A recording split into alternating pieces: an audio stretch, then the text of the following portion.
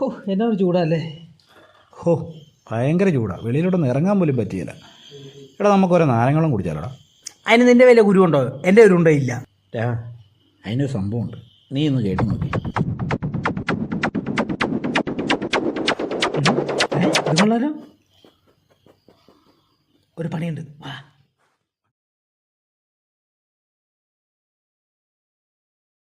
ചേട്ടാ നാരങ്ങ വെള്ളം, കൂൾ ഡ്രിങ്ക്സ്.